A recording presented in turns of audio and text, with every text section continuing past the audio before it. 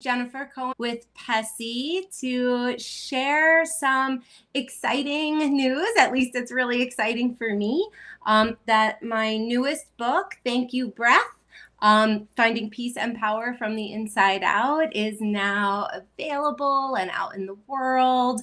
And I really love this book, and I love sharing the power of breath work with children. So I wanted to join you today, both to read from the new book, but also to talk with you a little about how we can share breathwork practices with kids in ways that really support their capacity to internalize the practices and use them in their day-to-day life.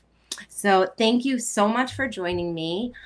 Before we dive in, I'd love to invite you to just sit with your own breath for about a minute. I'm going to bring my hands to my heart and my belly. And if it feels good for you, you can do the same. And if you want to close your eyes, you can, or you can leave them open, whatever's better for you. And for just a few moments, bring your attention to your inhale and your exhale. And see if you can feel your body moving with your breath.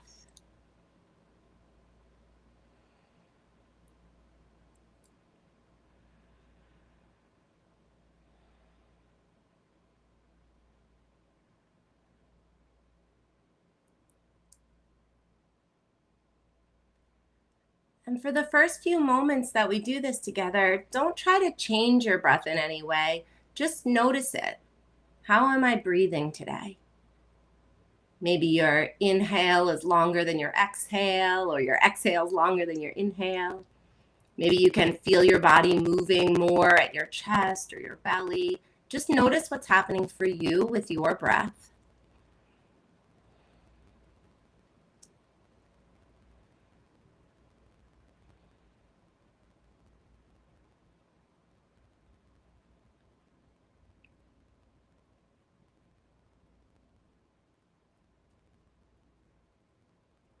And now, if you're not doing so already, see if you can breathe in and out through your nose and find a steady, even rhythm to your breath. So your inhale and your exhale are about the same length.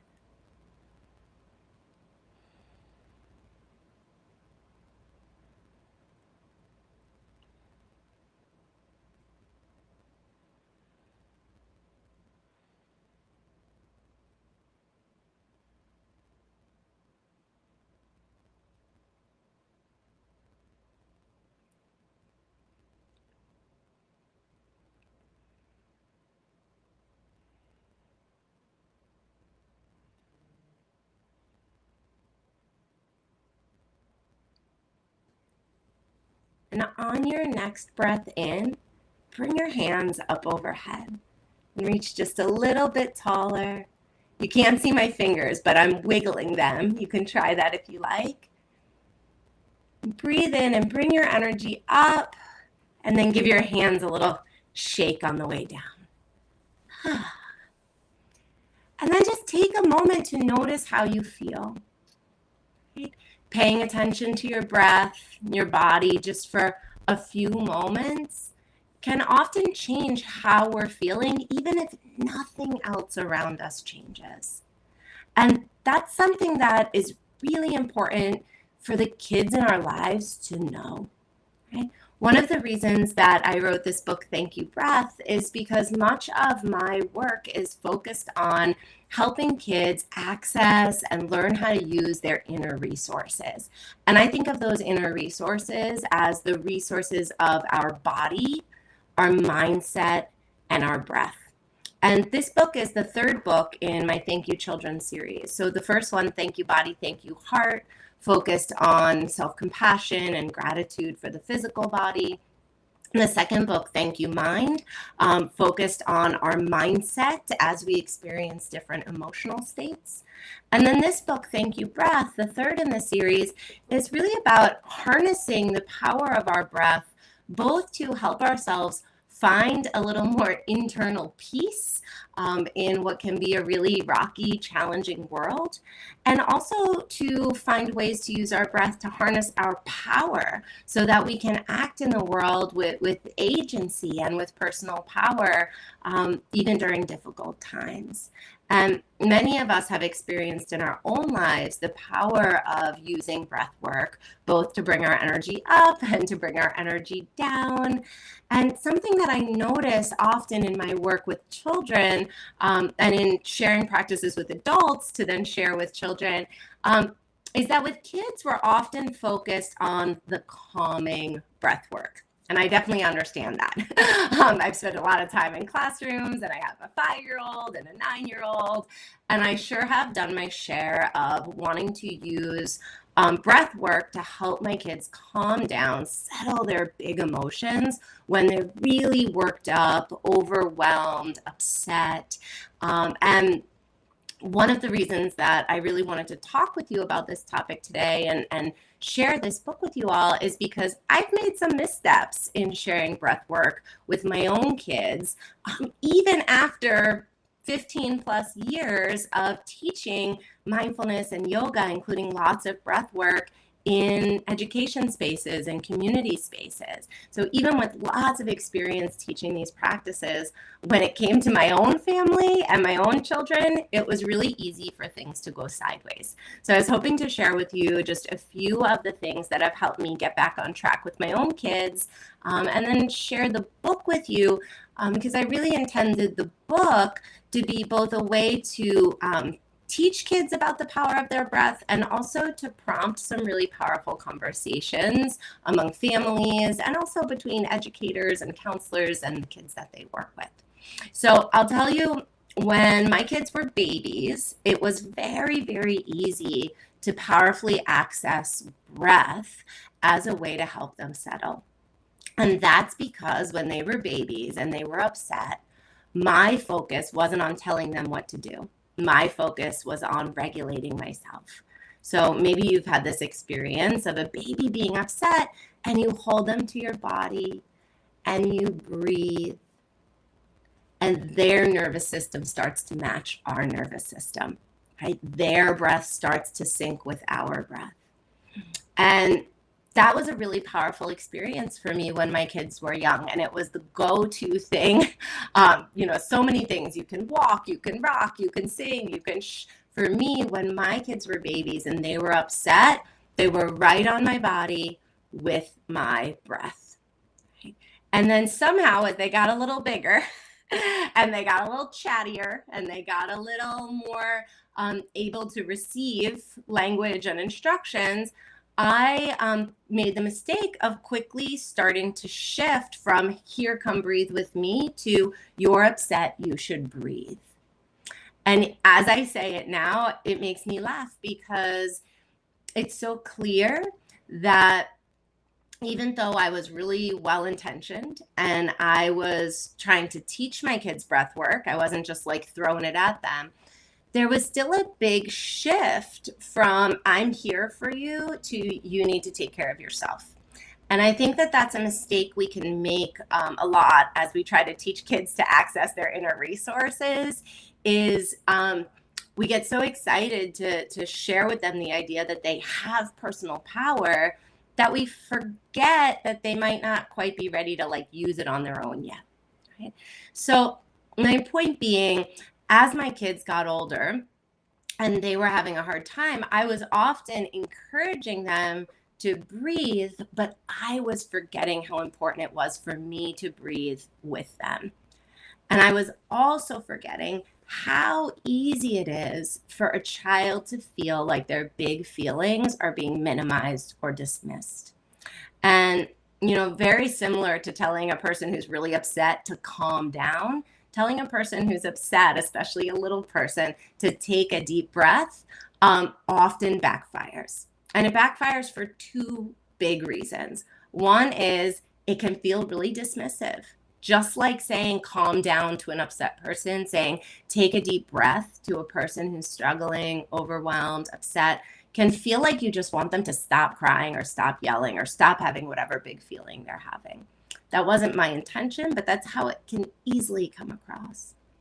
The other thing that can go wrong with telling an upset child to take a deep breath is that oftentimes, if you tell a kid to take a deep breath, especially if they're crying when you do it, they do something like this. Did that look relaxing to you? You can give it a try right now if you want. Take a big breath in through your mouth. And you'll see what happens is instead of settling your energy, it actually lifts your energy.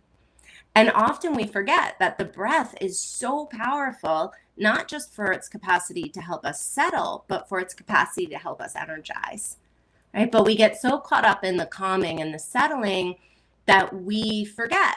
And when we say take a deep breath to our kids, often they're taking a big, big inhale through their mouth. And that kind of breath work is actually escalating to the nervous system. That kind of breath work brings our energy up, which is usually the opposite of what we're trying to do in that moment. So if you've said to your own kids, like, take a deep breath, and then things just go worse off the rails, don't worry. You are definitely not alone. Definitely not alone. It's happened to me many times. And the way that I have regrouped when I recognize these challenges is to remember a couple of really important things. One is nobody really wants to be told what to do. They just want to have regulated, connected company in the hard moments, right? So now, even though my kids are much older, when they're having a hard time, I still feel like I have the impulse in me to say, focus on your breath. Sometimes even take a deep breath. It goes through my head because it's so in there. And I use it as a trigger for myself. So instead of letting those words come out of my mouth, I let the thought, the impulse of wanting to say that, be a reminder to me to focus on my own breath. And I stay close to my kid and I regulate my own breath. Right? And I create kind of a field of calm, connected energy that kid can have whatever emotional experience they want to have in, with the container of someone who cares for me and loves me is here in a calm, regulated way. So actually, there's a container of safety. I'm not freaking out my grown-up. So I'm okay to have this big feeling. And what inevitably happens is, like a magnet, that kid's nervous system starts to sync up with my regulated nervous system, right? And sometimes it takes longer than I'd like, and it doesn't always solve the problem, but it always gets us to a place where my kids are more capable of then entering into some sort of conversation or check-in or chat or let's go for a walk, right? Me regulating myself in those moments does so much more good than telling them to regulate themselves. And it also serves as powerful modeling. So once our kids start to see us using our breath to regulate, once they feel what it feels like to kind of come into our space when we're breathing in that way, they become more open to the idea that using their breath can help them as well. But it's a more natural way in that's based in them wanting to take care of themselves, not us trying to change how they're acting. Right? And once we start to have those little tiny openings that really only come through experiencing something, then we can start to teach our kids all of the amazing different breathwork practices, formal and informal, all of the many ways that they can use their breath to help settle themselves, to help manage their swirling thoughts, to help bring their energy up if they're feeling really tired and their energy is not matching the moment. But we need to teach our kids those breathwork practices when they're in a calm, connected state, right? We cannot just throw those practices at them when they're having a hard time. They need to learn them. They need to integrate them. They need to deal with whatever might arise from learning something new. right? Often I tell the kids that I work with and my own kids that when you experience something for the first time, whether it's a breath practice, a movement practice, a new food, a new activity, you're often not experiencing the thing itself. You're experiencing that thing mixed with the newness, right? And newness has an impact on our mind, on our nervous system. Our body is designed to go, what's that? Right? So when we introduce something new, there's always a little bit of escalation in the nervous system. We want to get that all out of the way before we're inviting our kids to use breath work in difficult moments. Right? So the two real takeaways for me are pay attention to my own breath, right? And even while I'm doing that, I'm imagining the child that I'm with kind of syncing their breath with me. Right? It might sound a little hokey, but that's what I do, and it helps. Right? And then look for moments in day-to-day life where things are really good. Right? Look for moments where your kid feels receptive and open and connected and joyful, and use those moments to introduce new breathwork practices. Right? To think about it as an exploration where you're saying, if we breathe like this, how does it make us feel? If we breathe like this, how does it make us feel? Right? So it's not so much that you're giving them something they didn't have, it's that you're helping them access something that's already inside them, that's theirs, right, to use as they choose. So I hope that those thoughts are helpful, and I'm gonna read in just a few moments. But I also wanted to share that in the creating of this book, one of the things that I wanted to do was offer kids not so much instructions for different breathing practices, but more inspiration and a way to see the wide range of possibilities for how they could use their breath to shift their own internal experience of the same external situation. And what I mean by that is, often our kids are moving through the world and their kind of basic experiences like stuff happens to me and that makes me feel a certain way, right? How many kids are in a situation where like, if my teacher's in a bad mood, I'm having a bad day, right? And there's so many examples like that. Our kids often are in situations where they don't have a lot of control. They don't have a lot of power over their day-to-day life. Often they don't even have much chance to like mentally prepare for what's coming because they didn't plan it and nobody like gives them a heads up, right? So our kids have many experiences of moving through the world, receiving input, sensory input, instructions, the moods of other people, receiving input and then reacting to it.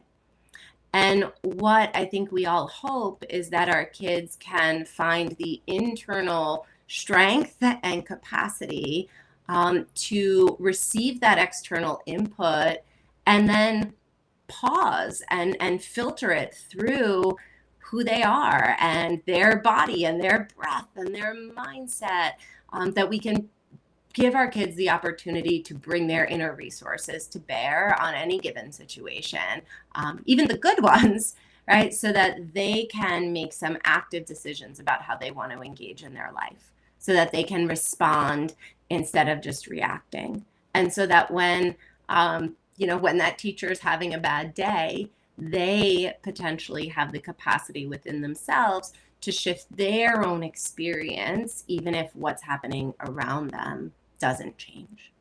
Okay?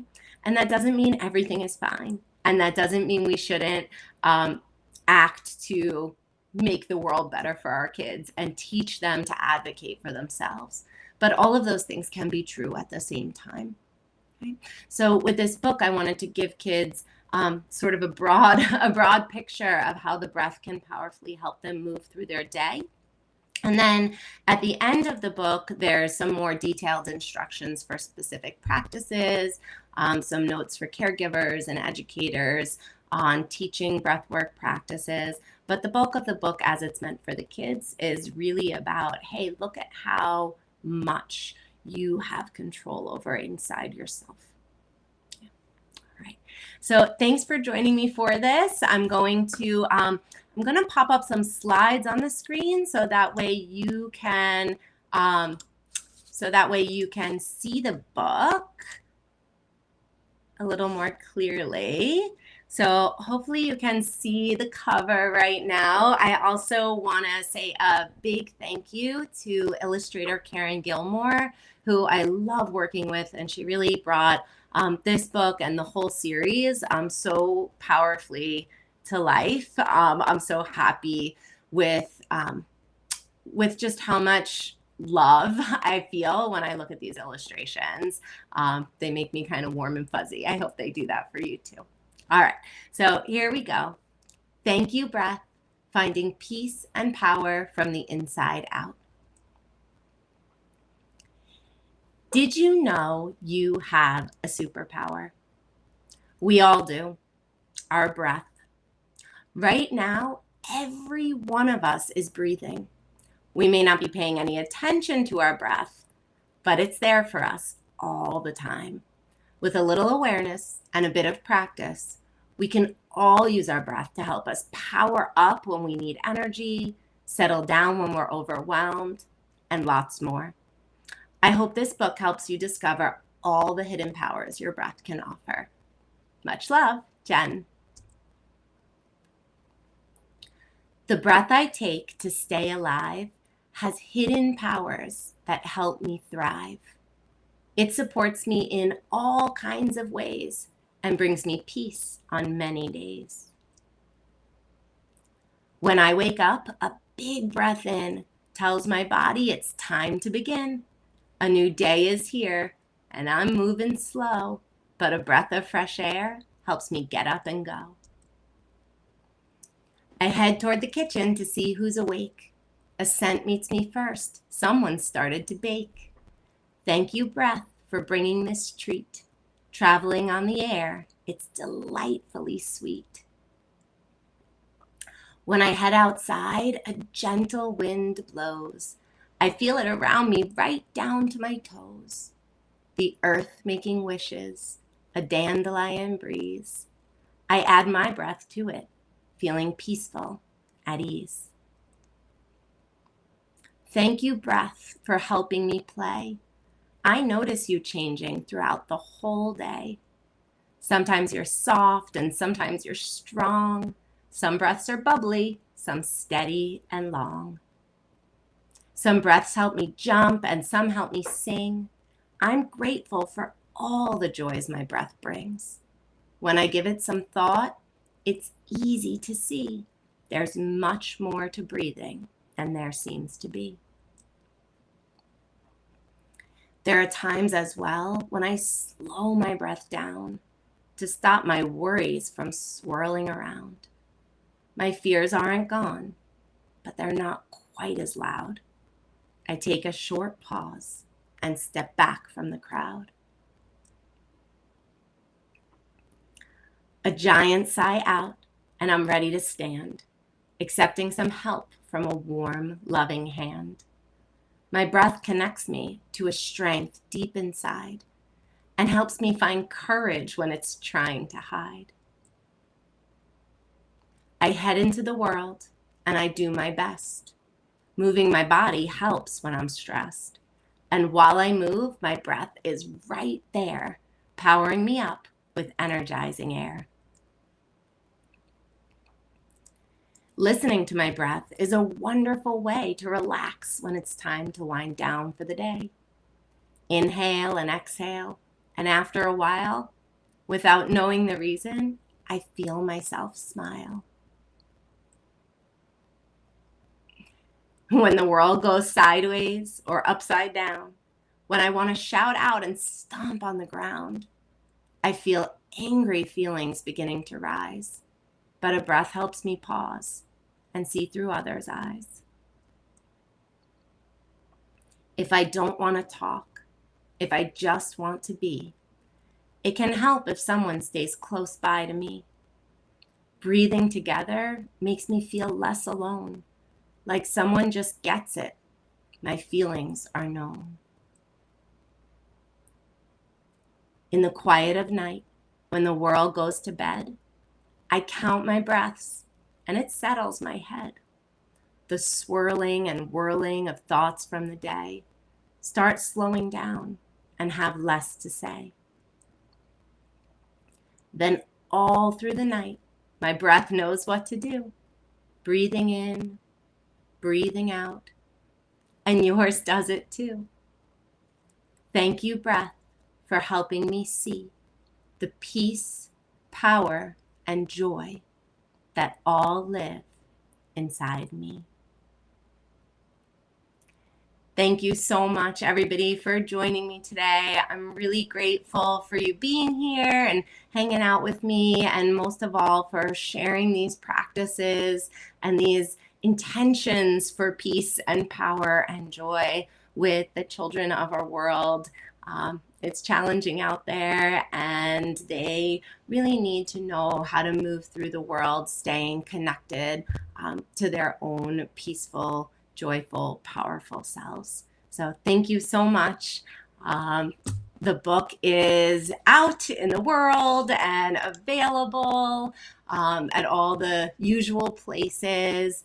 I really appreciate you picking up a copy, and if you are able to leave a review, it really does go a long way towards helping other families find the book and bring it into their home and into the children in their world. Right. Thank you so much, everybody. Hope to see you again soon.